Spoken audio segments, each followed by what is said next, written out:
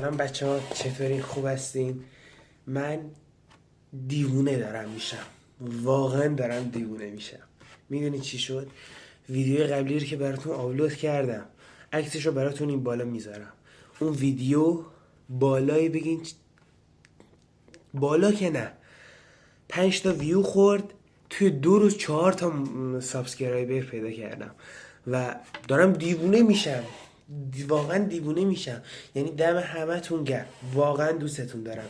این ویدیو تشکری. یه ویدیو دیگه قرار بگیرم درباره یک چیز دیگر، یعنی یک چیز دیگه است. یعنی شما توی انیمه ها اینو نمیتونی پیدا بکنین، یعنی اصلا یک نوع انیمه جدیده و که حالا تو ویدیو بعدی براتون توضیح میدم. این یه سورپرایزه برای شما و از این به بعد توی ویدیوهای شورت ها قرار براتون اتفاقات و فکت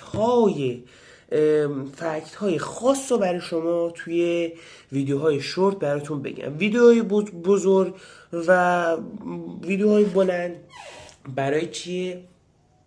برای توضیح های انیمه هست و این ویدیویی که من به شما این دیگه واقعا نمیتونم حرف بزنم.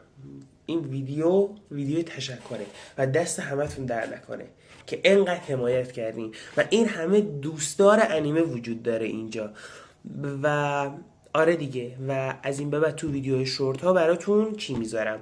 فکت های جالب و فکت هایی که نمیدونستین رو براتون بذارم. هر انیمه ای هم که خواستین توضیح بدم بهتون لطفا توی کامنت برای من بنویسین. دوستتون دارم. یه عالمه هرچی بگم بازم میگم یه ویدیو دیگه در راه که قرار رو بهتر کنیم. فعلا خداحافظ.